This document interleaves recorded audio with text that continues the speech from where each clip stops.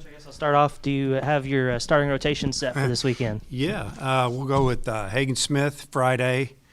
We'll go with Tigert Saturday, Molina Sunday, and Colin Fisher on Monday. And how many years, maybe never, I've been able to tell you a rotation. So hopefully we'll stay healthy all year, and we'll be able to figure this one out. I guess we kind of knew those top three guys would be there. Yep. Maybe a little bit of question on the order between Tigert and Molina. Was there any strategy with that order there? Not really. Just figured, I don't know, you probably talked to Coach Hobbs about it, but I think, left, right, left, it really doesn't matter, and it can change. Just maybe the two guys that have been in our program the longest. You could go through a lot of things. It's maybe how they pitched. But I think they're pretty equal. They're both really good. So we'll go that way. But no particular reason. And also, what went the decision to go with Fisher there in the fourth game? We were thinking about Bobby. We've got some other guys as well. Bobby, tweaked his hamstring a little bit, and pitch count was down. And he tried to pitch last weekend, and we were inside it.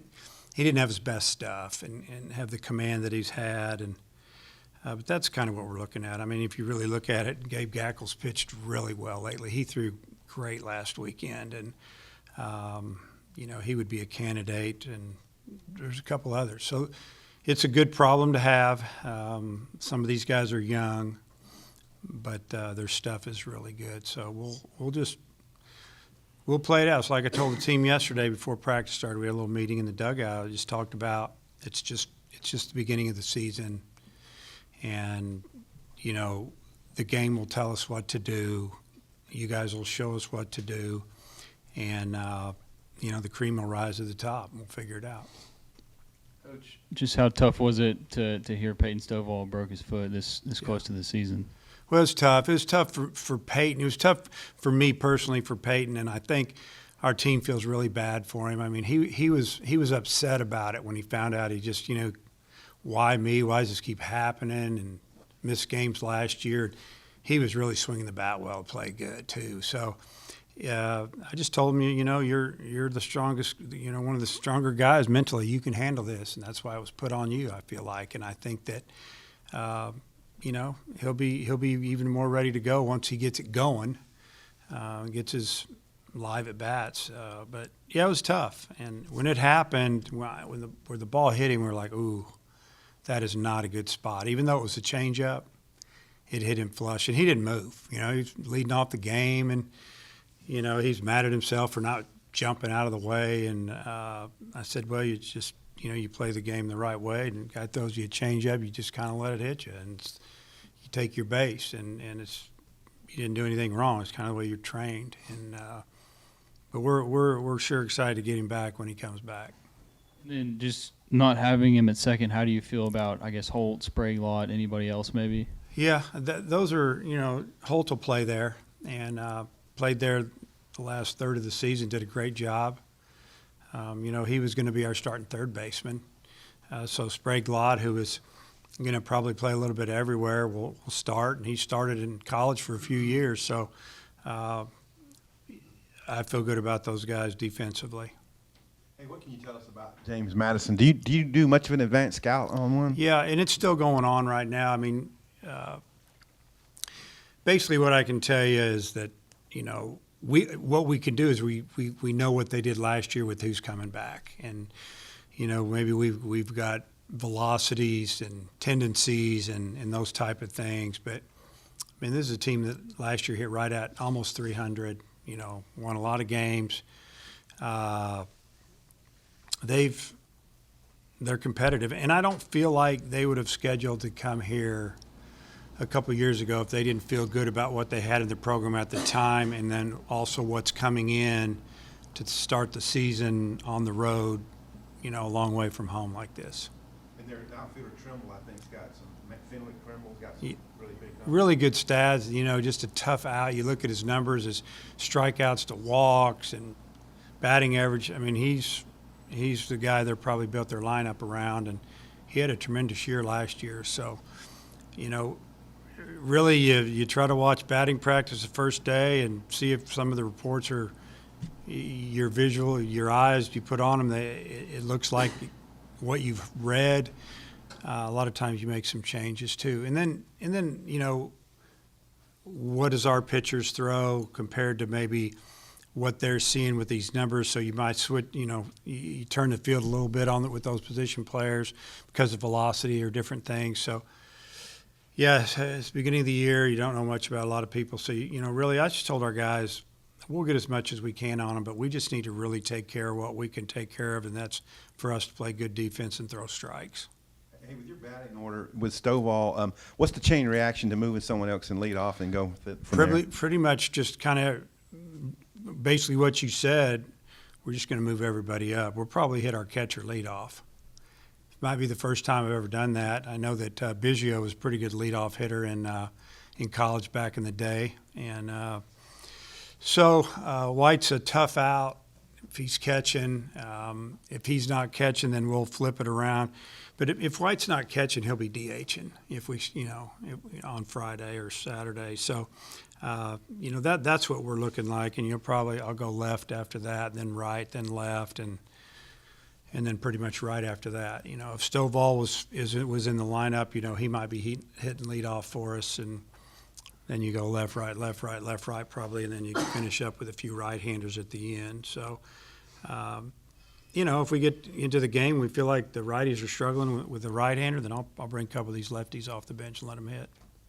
You mentioned the catchers and Hudson's a starter. Do you have any, plans already in place to, with the depth that you have, to give him a day off this weekend, or is it going to be a wait Yeah, I and won't see? catch him all weekend, no doubt. I think Helfrich's going to definitely catch, and you might see another one.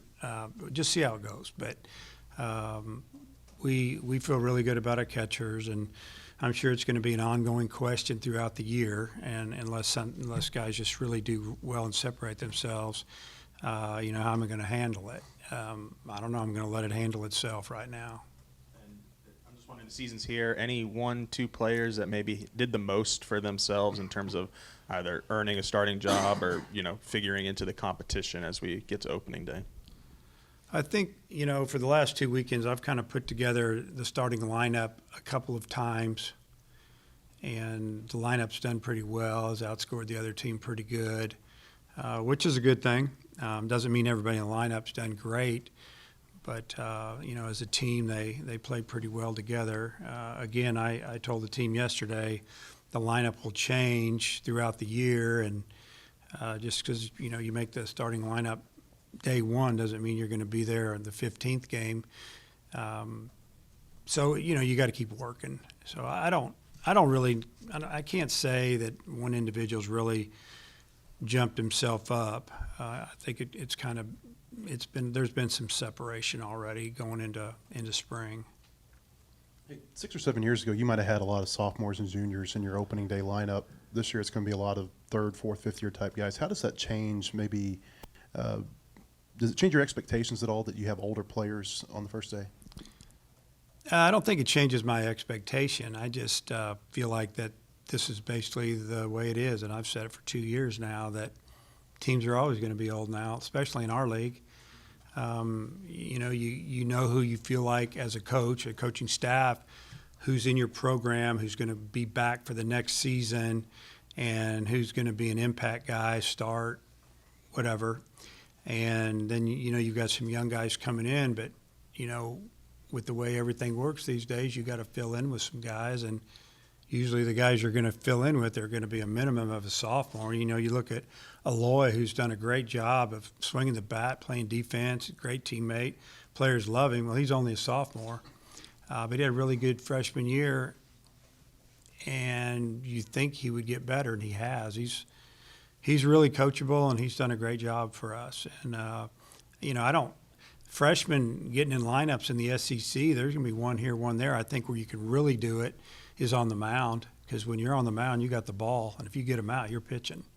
And if you can control the running game, and you can field your position a little bit, and you don't panic, you throw it over the plate, and you got good stuff, you're going to pitch. And I think it's maybe easier to prove it than maybe a position player that's got to do a bunch of things as far as playing defense, hitting, knowing the signs, base running, and a lot of times it takes a little longer for that guy. But we've always had for the most part, we've had one freshman that plays a lot, or two that play a lot as as a young guy, and they're our dudes as sophomores and juniors. Maybe expectation's not the right word, and I think you're kind of alluding to this, but there's more consistency with older guys early in the season. Do you think that's fair? Yeah, I think that would be true. You think about our outfield last year. Really 3 guys that transferred in, 2, and then 1 that had been here the year before that transferred in.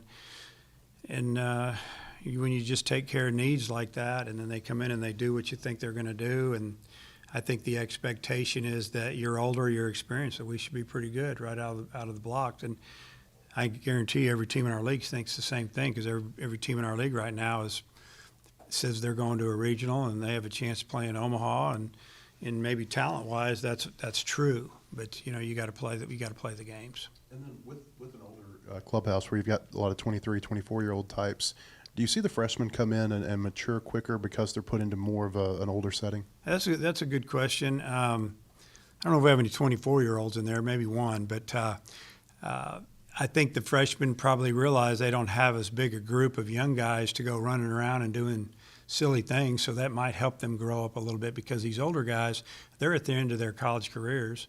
They want to win. They want to do well now. They work harder. They're, like you said, they're more mature.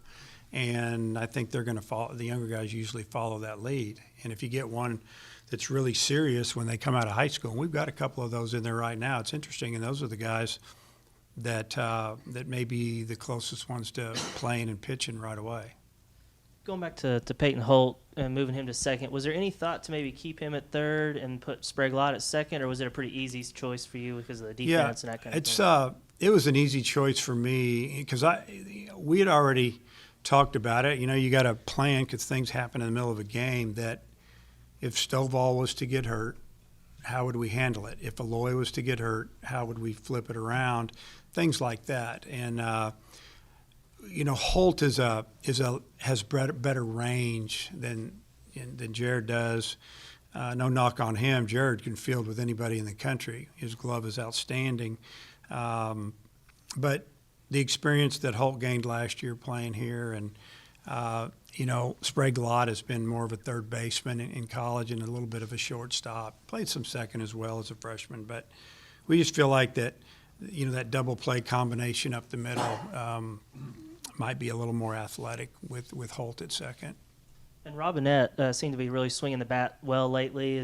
How is he looking defensively, and is he a guy that could maybe get some action this first weekend? Yeah, if you look at him physically, and probably from the stands, I think you can see it. He's in the best shape of his life. He pretty much stayed here in the summer and worked out and really worked on his body, got stronger, and he's a little heavier footed, obviously, than Wagner is, but his hands are good. His arm's very accurate. It is strong. So that's been a good battle over there. I see both of those guys for a while just kind of rotating out. Probably DH playing first. You probably see that the first couple of days. And, we're gonna let the games tell us, see what we see in the games. And, we're talking range and picking balls out of the dirt. And, the advantage that McLaughlin has, he's a bigger target. Wagner has probably better range. They both pick the ball out of the dirt. So I'm not going to say one's ahead of the other. They both have their pluses and negatives, I guess. But they both bring something to our lineup, and that's a little bit of sock and their tough outs, and it's not a problem whatsoever. It's just a matter of figuring out who to play in the field. I was looking at James Madison's stats from last year. They stole a lot of bases, had a lot of bunts. Is that something you've maybe focused on a little bit extra leading up to the season, and is that maybe a good test for your infield and your new catchers? Yeah, I think they stole about 90 bases last year or something, but they also got thrown out 30-some times. So what that tells me is they're going to keep doing it. That's part of their game. Some of those are probably on swing and miss hit and runs. So they're not just sitting trying to single homer. They're going to hit and run, try to advance runner, probably give up an out to move somebody to score in a position. We work on it a lot. We talk about, especially early in the season when we're playing teams from normally, east or the north. They're inside a lot. They'll try to run a first and third offense on you and try to steal a run from you. And if we're up 5 runs in the 5th, we'll give it to them. Let's get an out. Let's get in there and hit. You know, if it's late in the game, you gotta defend it a little better. Bunch, you got to be on your toes. So we know that is a major possibility. In the SEC, they don't run as much because pitchers are quick to the plate and the catchers can really throw. You got to really pick and choose your time, and you got to really work at it. You know, Kentucky and Vandy do it a lot. They have those type of players. They play on turf. So, you know what you know with the league. But the non-conference guys, you just know that they're going to probably doing something to score. You know, besides hitting the ball all over the field, they're going to try to manufacture runs. With the wireless communication that your players are using now, was that much of an adjustment the last few weeks? Yeah, I was just feeling comfortable with it. It's probably the biggest adjustment, and that includes me because I'm calling signs or calling plays with someone standing next to me that's plugging it in. And you know what, if that's someone who's plugging it in and gets sick that day, I got to make sure that I know what I'm doing, or somebody else, so we can get it in, because we really don't have physical signs, because it's a better system and it's quicker. The opportunity to run pickoff plays, and because with the what I call the shot clock, the 20-second clock, you know, it's hard to put stuff on, because the catcher we used to have to get out and put signs on at everybody, and you know, it just, now you got to go. Like, you got to be, you know, and I'm always thinking a pitch or two ahead, even when we're on offense, but on defense, you know, if you see something, you plug it in. Hey, let's pick this guy off first. Runner first and second, nobody out. One out. We're going to slide that guy in there and pick. You probably see more picks than normal just because it's easier to get him in. We want to do it during the game, but a lot of times we can't get his attention or whatever the case may be. Now they're trained to look at that, and it says catcher picked to first. The catcher gets a sign. He's given, you know, the pitches. If we want to call in a pitch, we can still radio it into his ear. And our pitchers, like the big leagues, they have it in their hat, and it's talking to them. Slider away. I mean, if you were standing next to him, you'd hear it. And every now and then it probably doesn't work like it does in the big leagues. And I guess we get to, you know, we get to hopefully not have to use one of our offensive, defensive timeouts on that. You know, it's I'm sure there's going to be some times where we're just shaking our head like, what are we doing with all this? But it does speed up the game. And if technology works correctly, I think it's a good thing.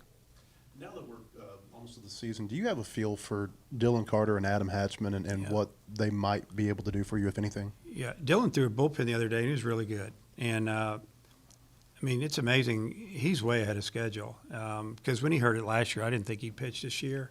You know, just going off of history and what's going on with guys that have had this injury. But he's way ahead of the game, so to speak, as far as recovery. And he wants to pitch this year. You know, he's got 2 years of eligibility left. If he only had one, you know, then I would probably have a little more serious conversation with him, like, hey, this is what we're going to do. We're going to redshirt you. Come back next year and be right in the middle of it again. This year's like, you could still be right in the middle of it, but if it doesn't work out, you still have another year. You know, if we get into it, when it's about time for him to possibly pitch for us, we will talk with him. And it'll be, the conversation will be, you know, do you want to use a year for that to try? And if it doesn't go good, you know, it is what it is. And Hatchman, you know, he's a big old guy with a big arm. He's starting to get there, and if he's ready to go in a few weeks, we'll ramp him up and we'll see what happens. See if we can go there. Anything else, Coach? I wanted to ask about Dean Weber. Yeah.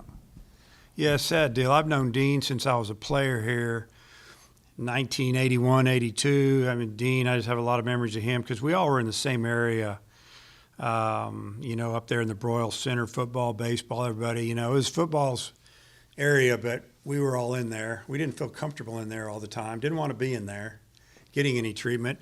But Dean, he took control of that room. I mean, you could hear him snapping around and popping off and getting right back with those young guys and getting after guys that he didn't feel that should be in there. And just, you know, his career has been so many years here at the University of Arkansas, and, you know, was finished up in the foundation. And he's always been a big fan of baseball here. And He'd come by and we'd talk a little bit. Every time I'd go by there, we'd talk, and he'd always want me just to come and sit in his office, and we talk about the old days for a little bit. But just, it's super sad to see someone that, that we all loved, and he loved this university and this athletic department, pass on. Coach, thanks for your time. All right, see you guys.